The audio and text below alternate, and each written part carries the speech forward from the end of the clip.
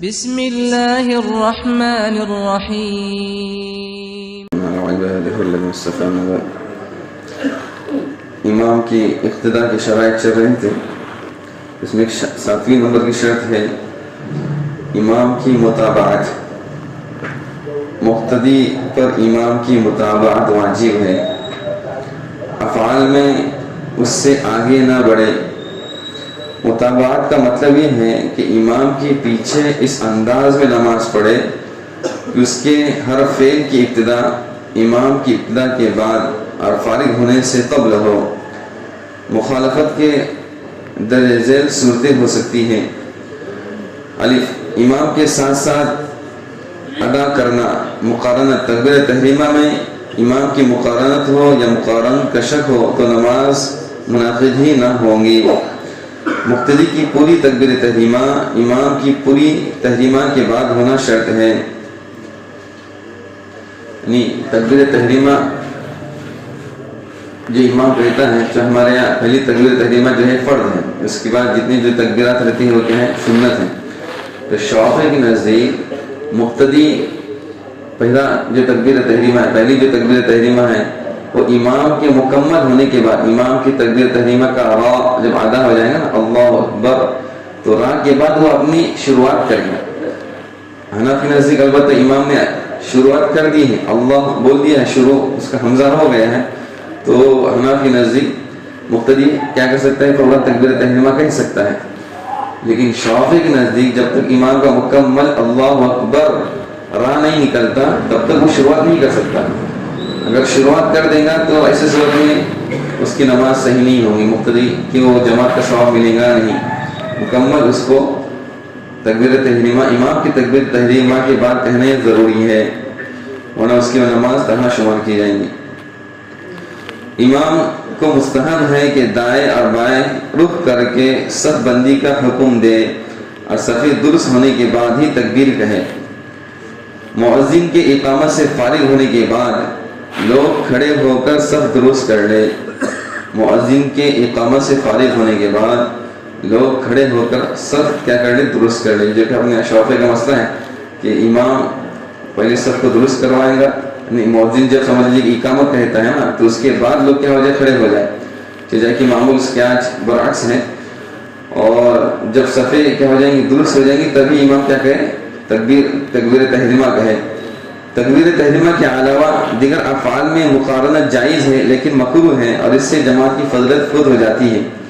یعنی ایک تو تکبیر تحریمہ، اس میں امام کے ساتھ اگر ہم تکبیر کہیں گے، مقتدی کہیں گا تو اس کی نماز صحیح نہیں ہوگی، مطلب امام کے ساتھ اس کی نماز شمار نہیں کی جائے گی۔ اور اس کے علاوہ رکوع میں جانا ہے، رکوع سے اٹھنا ہے، سجدے میں جانا ہے، سجدے سے اٹھنا ہے، تو اس میں اگر امام کے ساتھ اگر ہو جائیں گے تو یہ جائز ہے، اس سے نماز پر فرق نہیں پڑے گا۔ البتہ اس کو مکروہ لکھا ہے، بہتر ہے کہ امام مکمل اس رکن میں ادا ہو جائے تب جا کے کیا کریں؟ مقتدی اپنی تکبیر شروع کر لیں۔ اسی سے بہت سارے احادیث ہیں۔ ابو مسعود رضی اللہ عنہ فرماتے ہیں کہ آپ صلی اللہ علیہ وسلم نماز میں ہمارے مونڈوں پر ہاتھ پھیرتے اور فرماتے سیدھے کھڑے ہو جاؤ اور اختلاف نہ کرو، تمہارے قلوب میں اختلاف پیدا ہوگا۔ بالغ اور عقل مند حضرات میرے قریب رہے۔ بالغ اور عقل مند حضرات یعنی جو امام کی کبھی کیا کر سکتے ہیں؟ نیابت کر سکتے ہیں۔ امام کی وضو ٹوٹ گئی تو اس کو آگے بڑھایا جا سکتا ہے، امام کو نماز میں کچھ غلطی ہو گئی تو اس کو لقمہ دے سکتے ہیں، قرات میں غلطی ہو گئی تو امام کو لقمہ دے سکتے ہیں۔ امام اگر قرات میں غلطی کرتا ہے تو اس کو لقمہ دینا چاہیے، پھر اس کے بعد والے، پھر اس کے بعد والے، یعنی اس طرح اللہ کے رسول نے ترتیب بتائی کہ جو سمجھ سوجھ بوجھ والے ہیں، حفاظ ہیں، علماء کرام ہیں، وہ امام سے قریب رہے۔ نمبر 2، آپ صلی اللہ علیہ وسلم نے فرمایا اپنی صفوں کو سیدھا اور درست رکھو کیونکہ یہ نماز کے اتمام میں داخل ہے۔ نمبر 3، آپ صلی اللہ علیہ وسلم کا فرمانا کہ امام اسی لیے ہے کہ اس کی اتباع و اقتداء کی جائے، بس وہ تکبیر کہے تب تم تکبیر کہو، اور وہ رکوع کرے تو تم رکوع کرو۔ بخاری مسلم۔ حضرت برا رضی اللہ عنہ ارشاد ہے کہ ہم آپ صلی اللہ علیہ وسلم کے ساتھ نماز پڑھتے تو جب آپ صلی اللہ علیہ وسلم سمیع اللہ لمن حمدہ کہتے تو ہم میں سے کوئی بھی آپ صلی اللہ علیہ وسلم کے پیشانی مبارک کے زمین پر رکھنے تک اپنی کچھ نہ جھکاتا۔ آپ صلی اللہ علیہ وسلم سمیع اللہ حمدہ کہہ کے کھڑے ہو جاتے اور پھر اللہ کے رسول صلی اللہ علیہ وسلم سجدے میں جب تک مکمل نہیں جاتے تب تک ہم گویا کہ کھڑے ہی رہتے. جب آپ صلی اللہ علیہ وسلم سجدے میں جاتے تب ہم کیا کہتے, تکبیر کہتے ہوئے چلے جاتے تھے. بات ہے امام سے پیچھے رہنا. ایک تو مخالفت یہ ہوتی ہے کہ امام سے آگے بڑھنا, اور ایک امام سے پیچھے رہنا. امام سے بغیر عذر کے ایک رکن پیچھے رہا تو نماز باطل نہ ہوگی. 2 رکن فعلی بنا عذر پیچھے رہا تو نماز باطل ہوگی.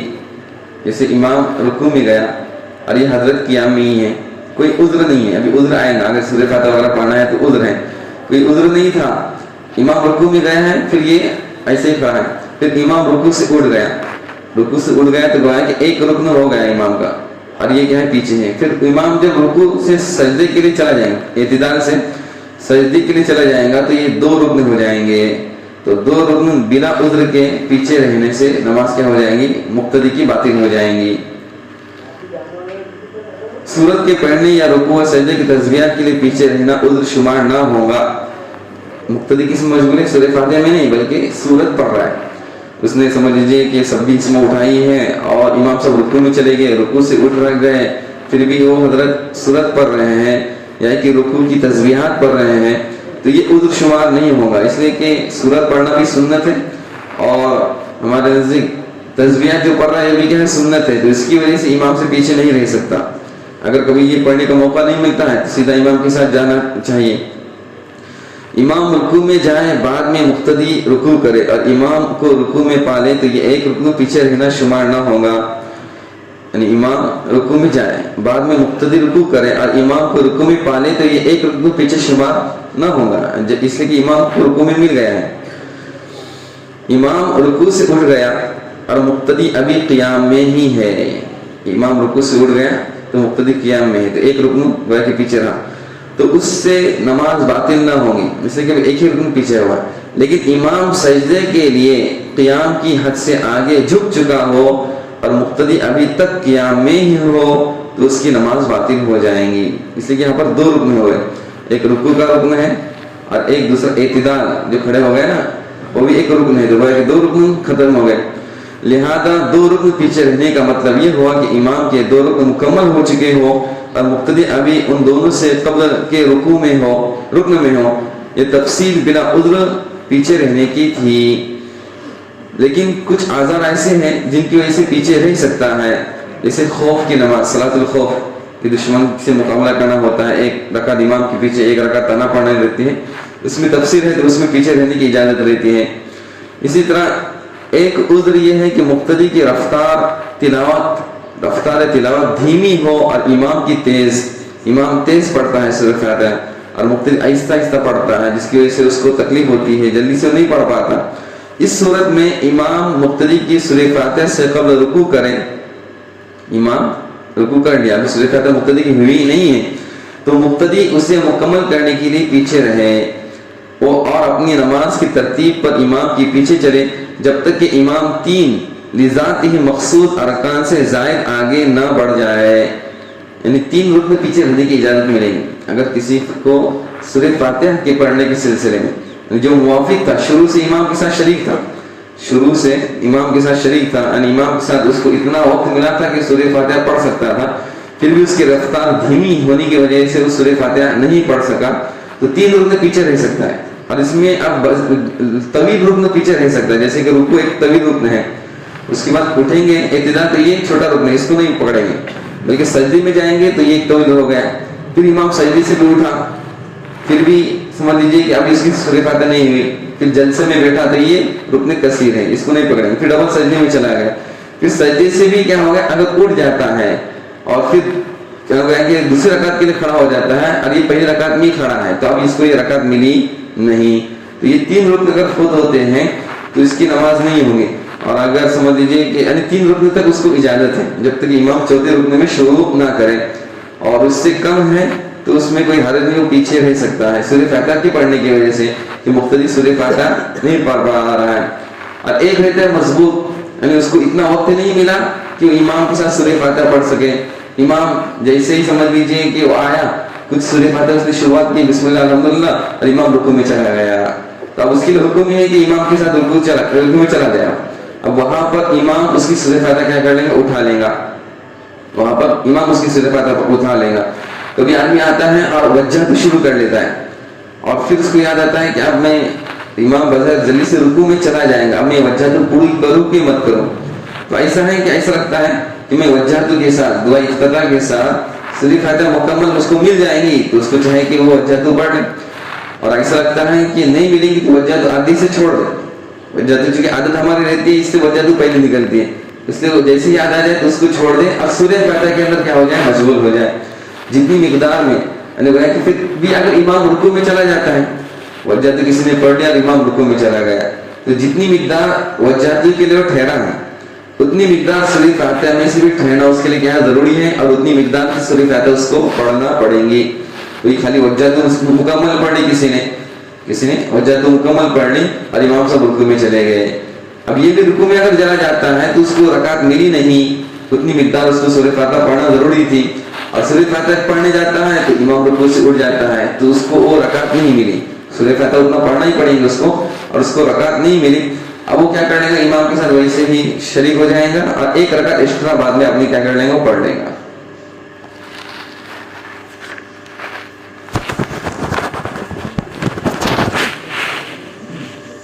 کچھ مسائل تھے.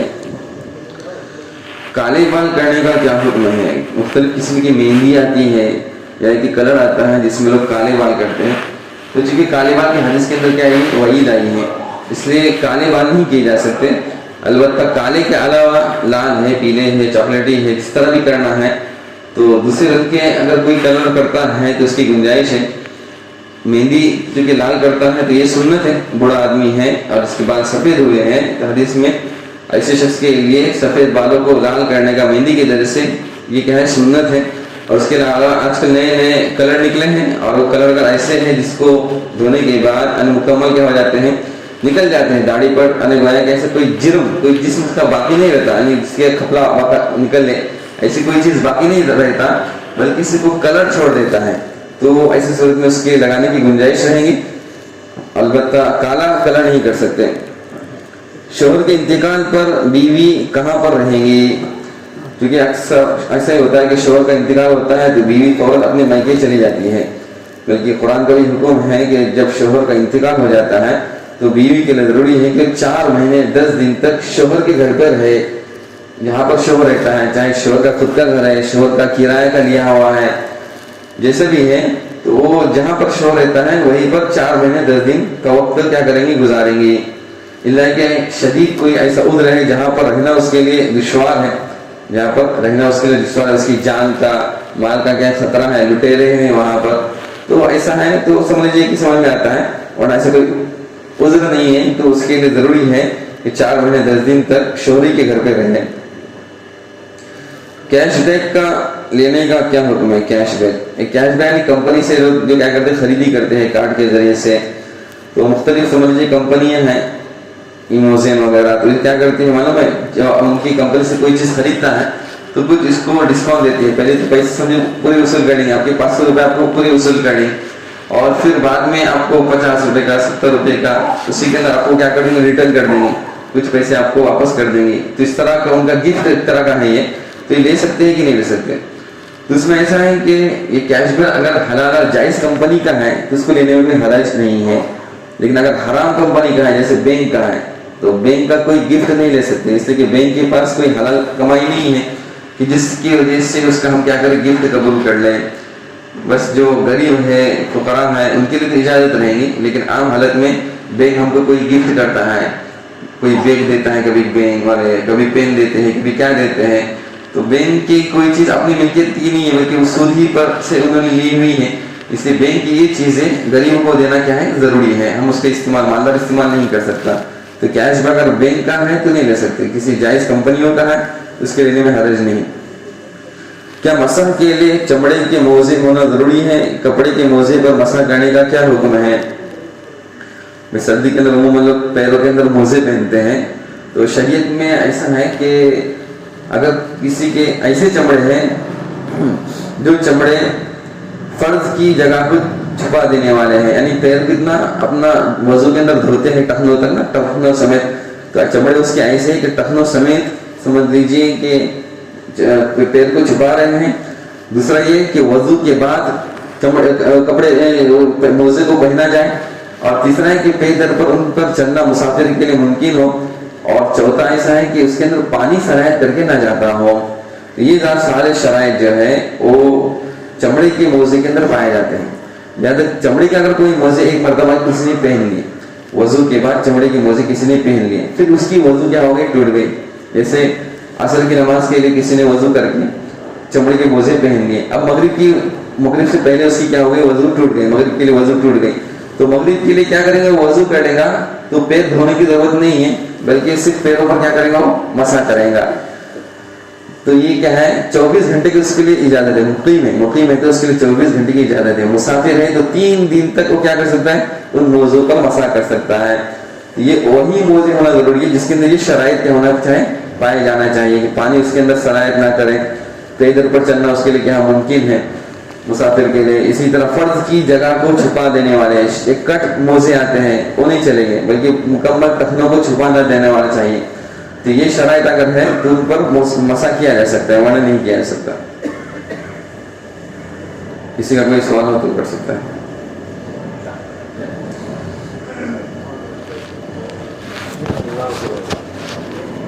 के अंदर कोई इमाम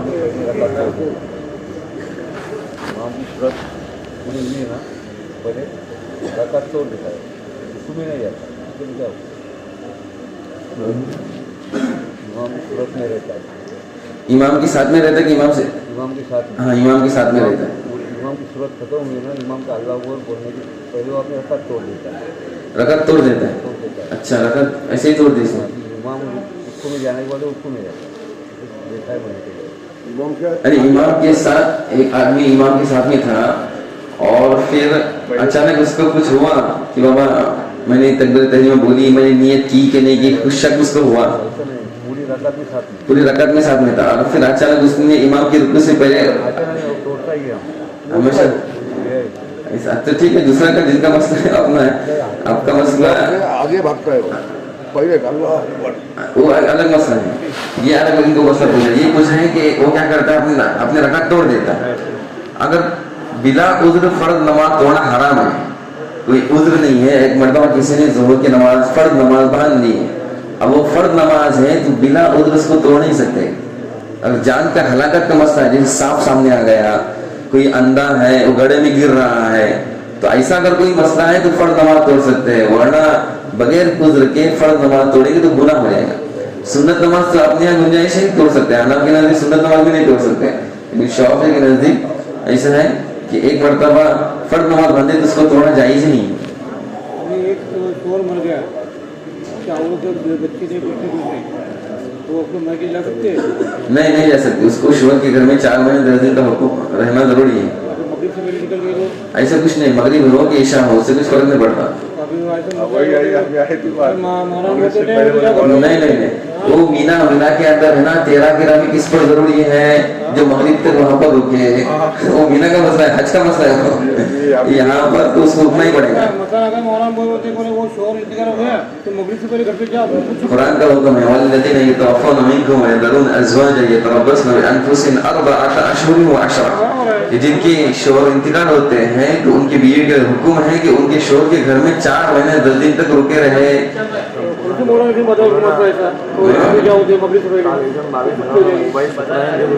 अपनी तरफ से कोई लगाते हैं ना,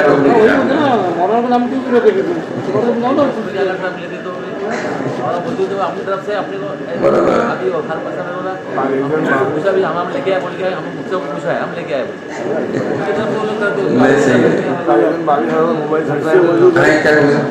काल 22,000 मोबाईल 17,000 दिले होते, मला फक्त मुझे 17,000 दे तो मुझे 22,000 मोबाईल काढून दिले, जाहिर नहीं हो। मतलब ऐसा है कि उसके लिए तो जायज नहीं, किसी को हफ्ते पर ले रहा है, उसके समझ लीजिए कि हफ्ता भी होगा, क्या होगा, जो भी होगा उसका मसला, और आप लेंगे तो आपके लिए तो सही है, लेकिन ये उस वक्त देखें कि सामने वाला आपके पैसे से क्या जुआ खेलेगा, इतना 22 से वो 17 में आपको बेच रहा है, इतना नुकसान अपना बर्दाश्त कर रहा है, किस वजह से बर्दाश्त कर रहा है। तो उसके लिए इजाजत है कि वो कम में दे सकता है, लेकिन अगर गुनाह में अपने पैसे लगाएगा तो गुनाह में ताउन नहीं कर सकते आप। अगर गुनाह में नहीं है, उसको काम में बाकायदा पैसा ऐसा है तो फिर ले सकते हैं, आपके लिए कोई मसला नहीं। घर से वजू करके आए और रास्ते में कीचड़ मिल पाओगे लग जाए। लग जाए तो क्या वजू टूटेगी? वजू से नहीं टूटे, कीचड़ में अगर पाँव लग गया, कीचड़ गंदा वापस पाँव उतना धो दे काफी, पूरी वजू करने की जरूरत नहीं है। जनाजे के इसमें शामिल होने के अगर जो तकलीफ टूटे होंगे तो पूरे मुकम्मल करना चाहिए जो इमाम के साथ सलाह देना चाहिए। माशाल्लाह बहुत अच्छा सवाल किया इन्होंने। अक्सर ऐसे होता है कि जनाजे के अंदर हम क्या हो जाते, शरीक हो गए, 2 तकबीर हमारे छूट गए, अब 2 तकबीर इमाम के साथ अपने को मिल गए, तो अपनी पहली तकबीर समझनी है। क्या समझनी? इमाम की तीसरी तकबीर, इमाम को तीसरी तकबीर की बाद दुआ पढ़ेंगे, लेकिन अपन सूरह फातिहा पढ़ेंगे, फिर अपनी इमाम चौथी तकबीर कहेगा तो अपनी दूसरी तकबीर होंगी, अपन दरूद शरीफ पढ़ेंगे, फिर इमाम सलाम पढ़ेगा तो अपन फिर और 2 तकबीर कहेंगे, तीसरी तकबीर और चौथी तकबीर, तीसरी तकबीर के बाद दुआ, फिर चौथी तकबीर के बाद जो है अल्लाह ला तकरीम अजर वो पढ़ेंगे। यानी हम जब इमाम के साथ शरीक होंगे तो हमारे इतिबार से शरीक होंगे। जुल्फे के बारे में कितनी बार पढ़ा सकते हैं? जुल्फे माशाल्लाह आपकी जो है उस सुन्नत के मुताबिक है, कंधों तो 3 तरह के ऑप्शन के बाल आते हैं। एक जो बाल आते हैं वफरा, कान के लब तक होते हैं, कान के लब, दूसरे जो है वो गर्दन तक, और तीसरी जो है मोहड़े तक। फतेह मक्का के मौके पर लकड़ के बाल इसी तरह यानी एकदम बिल्कुल मोहड़े तक थे, तो मोहड़े तक कोई बाल रखता है तो हरज नहीं, सुन्नत है, रख सकते हैं। लेकिन उसका हदीस में आया कि इकराम करो, बालों का इकराम करो। बालों का इकराम का मतलब ये है कि बालों का ख्याल रखो, 2 दिन में 1 मरतबा तेल लगा, उसको अच्छी तरह रखो, बिल्कुल बिखाड़ो मत, और सफ़ेद बाल है तो उनको लाल करो, ये सुन्नत है। लाल लाल तो कोई सुन्नत है, सुन्नत साहबा मालूम कर देते ताकि उस पर अमल करें। अगर सुन्नत पर अमल किया है तो अच्छा है ना।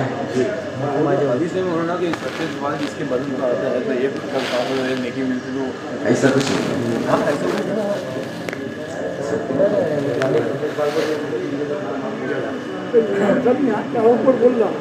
अल्लाह बोलला तकबीर तहरीमाचा मग तो एक हफ्त्यावर आम्ही नियत करायची का पहिले? नियत पहले कर सकते हैं, नियत का मसला है, तकबीर बोलने का मसला है। जब इमाम की खत्म हो जाएगी ना अल्लाह अकबर, तब जाके मुक्तदी ने तकबीर शुरू करनी है। नियत पहिले केलेली असली चालेल?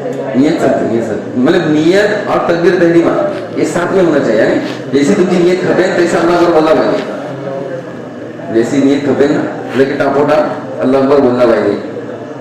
अलबत्ता जो अल्लाह अकबर बोले तो इमाम के साथ नहीं बोला था, इमाम जी तक अल्लाह अकबर खपले जमा, दूसरे जी रुकू सजदे तय चलते हैं लेकिन पहला नहीं चलते।